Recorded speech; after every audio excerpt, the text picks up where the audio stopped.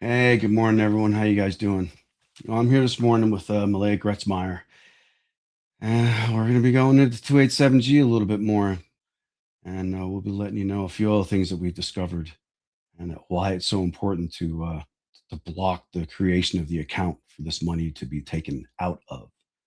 All right, and with that being said, let's bring her up here. Hey, Hey, hey. let me put this up there too. Wow. There's so much with this. I just sometimes don't even know where to begin. But the easy part is yes, we can stop it. A lot of other states have proven that this is an effective way to do it, and it's Right. within the people's right to do this. There's nothing, no law stating that we have to or whatever. And I suppose if that were said, there wouldn't be a vote. It This would is just be very done. true. Mhm. And I mean, this is one of the biggest reasons why, whenever there is a new issue brought forth on a board, there are three different readings so that there's opportunity for members of the public to come speak and share their thoughts, concerns, their support, their opposition, whatever they want, essentially, in front of that board. And it's why it would be really, really amazing to have as many people at Quorum Court on the 27th of this month, 6 p.m., 215 East Central Avenue in downtown Bentonville. Because I know I'm going to say something. There's a lot of other people that are concerned about this, and the more people that can bring forth their concerns and their reasoning for why they should vote no on the establishment of the 287G ICE fund, the better. Yeah, no, exactly. I've been trying to say the same thing. Um, but I have noticed, and especially on my TikTok, a lot more people are paying attention. They're commenting. They're wanting to know the when and the where, which is what's prompted me to make this right here. Yeah, I'm glad you knew the address because I don't have it right. I should have it. I You have know it whatever. memorized I at bet you this do. point. So yeah, that's what we need to do, guys. We need to show up, whether you say anything or not. Just your presence will speak a lot. Yeah, They don't absolutely. like large numbers. They see a lot of people like that, and it makes them nervous. We've seen that happen with Right. the IDA. But the thing That's is exactly we the need to do this for more than just one meeting. This is the financial that's coming up. We still have the committee as a whole, and then we have the regular quorum court. We need to right. be there for at least all three of these. And if not, we need to keep going until we figured this out and it's settled, which could be Right. 3 months. Um, I mean, last month they tried to suspend the rules on this mhm. item specifically to go ahead and vote it in. They tried to do that in July. And August will be the second reading. So the official and final vote should happen in September next month. Also, two But it months. would, right, 2 months left. I mean, it was 3 months, but now we're We past burned the them out. first reading. Gotcha. We'll But it see. would not surprise me again if they motion to suspend the rules Yes. this time because they did last time. They decided to do a straw poll, which is basically an unofficial vote, just so they can get. It's kind of a like a vibe check. Think of it that way, so they know how their other JPs will vote on the issue. Oh, so that means we can potentially only have 6 times to speak Right. because we have Total these three six. events each month. Okay. Well, Mm-hmm. still. And that's what I think. I think we need to be present at all three of these each month so that they realize how important of an issue this is to everybody.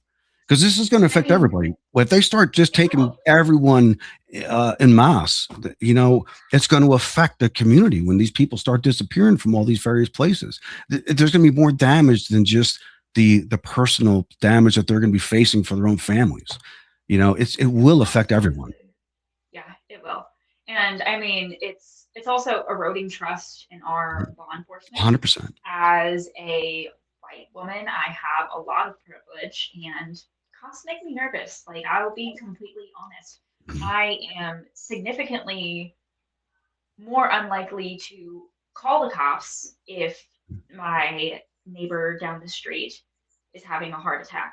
I would want to Right. like check and make sure it's safe first because I wouldn't want them to be detained. Obviously, like I want them to get medical attention, but if somebody in their household isn't going to call for help, I wouldn't want to be responsible for that. And I know that's Mhm. not just a me problem, but task force model is adding responsibilities onto our police force Right. that is not their job. It's a federal agent's job. And with task force model, they're Hmm. There's a Yeah. point to that. It's this sweet little tasty treat that's called money. Yeah. You got some more to add on that one? I'd like to know Oh, I sure more do. about that, especially about Mr. So, Holloway. so with every MOA, that is the memorandum that is signed with task force model, there's something called the task force reimbursement program. And I'm looking down because I wrote down the specific numbers. It's $7,500 in equipment per trained task force officer. So Holy a shit. TFO, task force officer, would be any officer that's been trained to perform those duties that we were talking about. They also will get a $100,000 stipend for new vehicles per signed task force MOA, as well as salary and benefits reimbursements per officer. No specific numbers on that one. And Yeah, that makes overtime me nervous. pay up to 25% of their salary. Holy cow. Wow. Yeah, isn't that You know, they, wild? they can put anything they want in that when they make it that vague, you know? Well, and the overtime pay is really interesting to me. The fact that there's a overtime reimbursement up to 25%, that means there's an expectation of them obviously working overtime. Right. So those people are going to be taken away from their families more Well, to be taking people away from their families more. well, I guess that brings me into kind of something else I wanted to touch on, and that's Sure. where this federal money is actually coming from. Because it seems to me that what they're doing, like you say, the 25% of their pay. Well, that sounds to me like a slush fund. That sounds to me like they want to make these guys happy so they continue to do the things that they want. You know, the ice stuff and the nasty things that make them not sleep very well at night. You know, kissing their kids and then going to do arrest innocent people all day. Right. So that's what all that money's for. But that's a slush fund. And you know, so everything I've been looking for says that this federal money is coming from what remains of all our safety net programs that are still hanging on by threads in the federal government. So they're getting our tax money from the Fed and they're getting it from the state. So we're paying twice. Mm-hmm. I mean, it when it all comes down to it, it's taxpayers' money. It's Mhm. just like with the misdemeanor pod that we're getting here in Benton County. It's Mhm. been voted down twice. People don't want it, so that money's coming from reserves. Mhm. I'm assuming it's probably a similar thing on the federal level. I'm not gonna lie, I don't know as much about where the money comes from since Mhm. I'm running for a county level seat, but I mean, at the end of the day, it's tax revenue, right? It's people's money, Right. and people, for the most part, like to know what their money is being used for. Mhm. Right. And our taxes are continue to go up and up and up, especially once this big, beautiful bill kicks in. And that's Right, like right after November. Convenient. right. And As soon that's as midterms when are over. that's when the 500, I know I'm kind of getting off the trails here, but No, you're this good. is really kind of connected too, because all this extra funding that they're going to rip out of our social programs, you know, trillions of dollars, not billions, Yeah, trillions of dollars. And they got to funnel that money all around to all their buddies. And this is how they do it. You know, they're right. still going forward with a J6 fund for these people from J6 to get money. They're finding loopholes. They have been paying out already. They're just finding ways to get the money from other places. So, yeah, I know I'm not really saying 287G, but this is all connected because it's the money. Right. I mean, I always encourage people to follow the money if they're looking Mhm. for answers. Right. And it can be found, like, the SCAP grants that Benton County applied for once again. I wasn't even aware that that was something that we had participated in, but Yeah, neither there did it I. was as a budget line item from the previous year. So What's the benefit though for the quorum? What do they get out of it for voting against the people?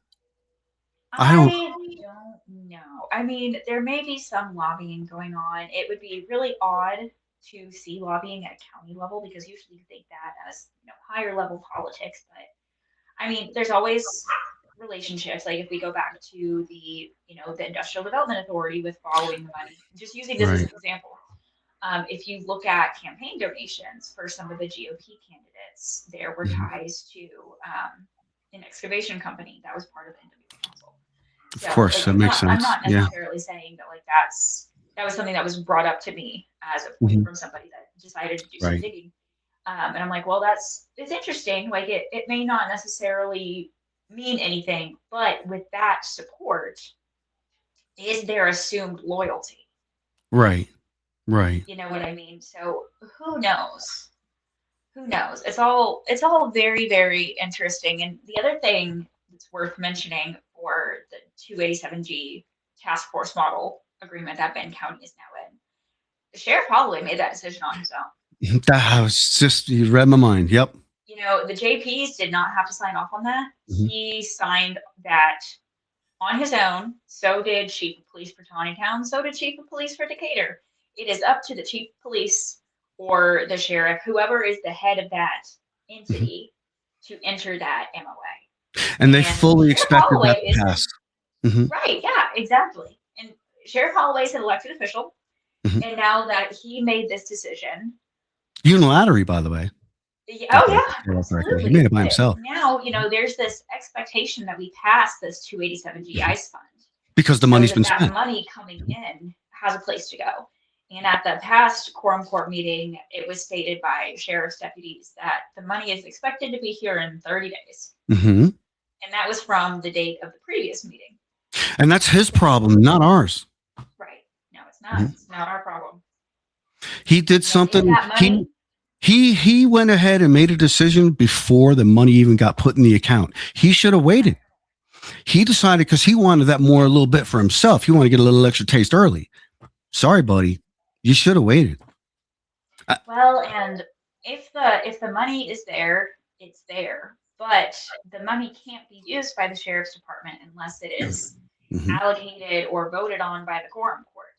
Exactly. So it's within our JP's power to stop this fund from being created because Mhm. we don't need it. It does not need to be Yeah, created. Like sure, we will be getting that money in. It can sit there. It does not need to be touched. exactly. We do not need to Yep. be participating at this aggressive level. There are several instances of people being wrongfully detained, Mhm. citizens being detained Due locally, process being thrown out the national. window. Right. Yeah. Mhm. And I did post a few things about that. I got tired of answering that question about people not understanding what due process means, which I suppose this is what this really is. Look up the Fifth and 14th Amendments, man.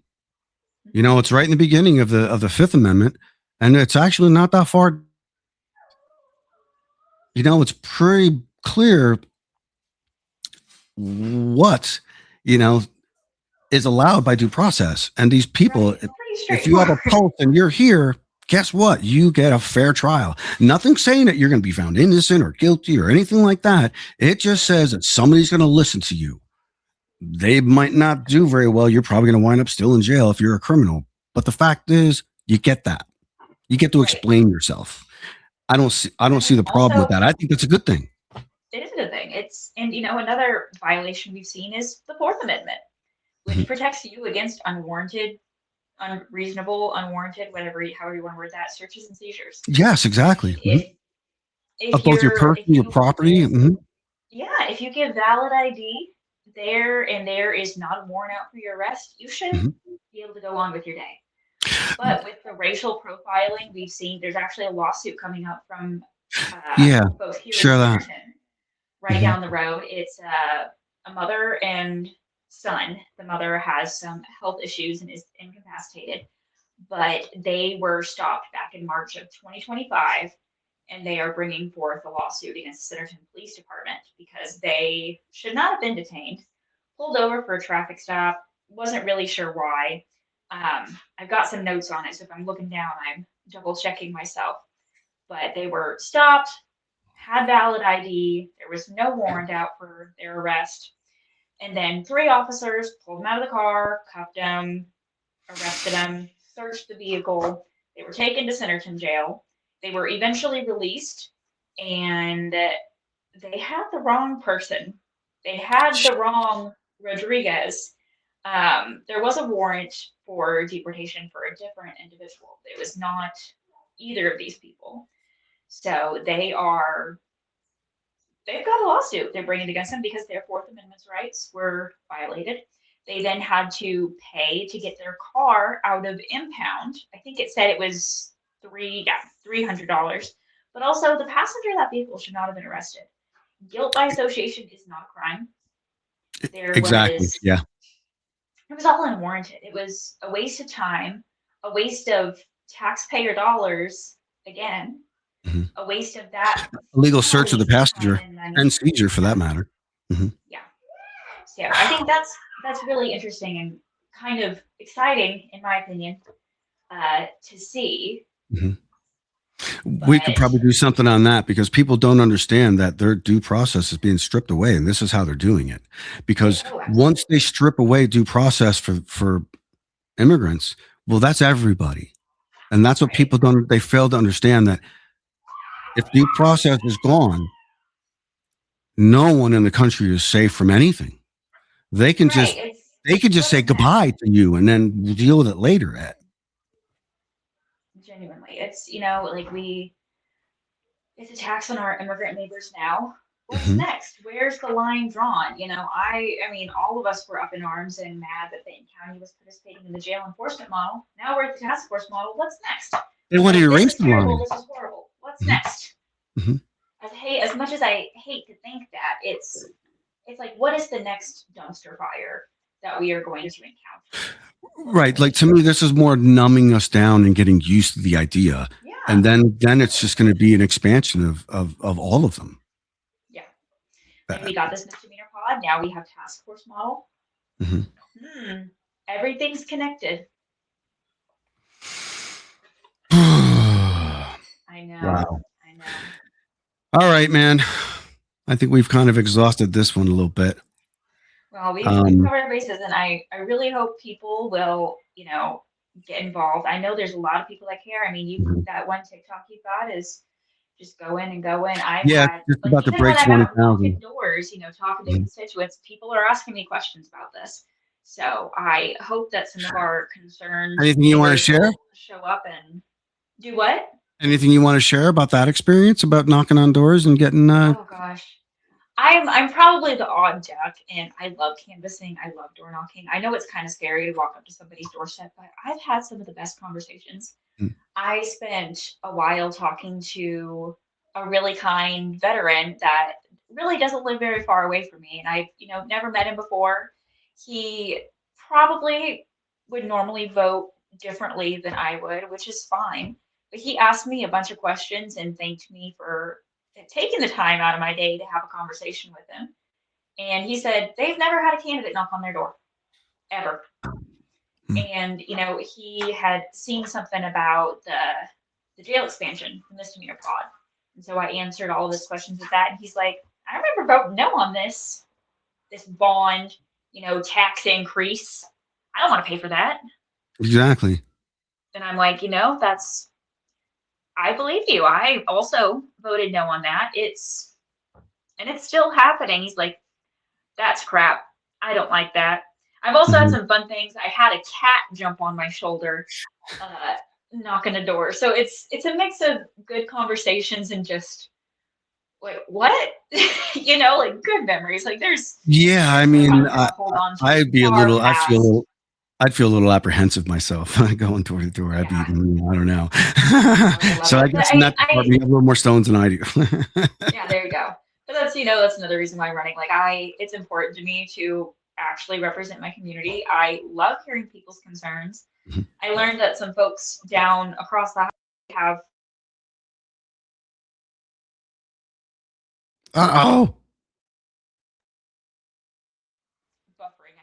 Hang on, I lost you. You blacked out. I missed about 15 seconds of what you just said. Sorry, I had an incoming spam call. But I was saying it's important to me to represent my community. Like I learned about some water contaminants people are having issues with in my district, and You know, that's not something that I have a problem with, so I wouldn't have known unless I listened. Hmm. And that's what I want our JPs to do, especially like now more than ever. Like, listen to your constituents. Yes, exactly. Listen, And like, you know, state I motto love is this. This is great. recognize Hmm. the people rule. Like, come on, do what you were elected to do. I know, right? Right. Yeah. Well, I'm off my soapbox. That's Well, I'll throw this in your ear. How about we do something in the near future and cover some about due process? I think we could yeah, spend a I little would bit of love time that. on That that, sounds great. That's a really and maybe important even go into topic. some of the other stuff that you're doing with your campaign too. Sure, I'd like to sounds great. Yeah, and get then out of some business and get into some other stuff that's equally as important. All right, Meleah. I will all catch you right. next time. Thank you so much for your time. I really appreciate it. All right. Sounds good. Have a good rest of your day. Thank you. You too. Take care. See you later, guys.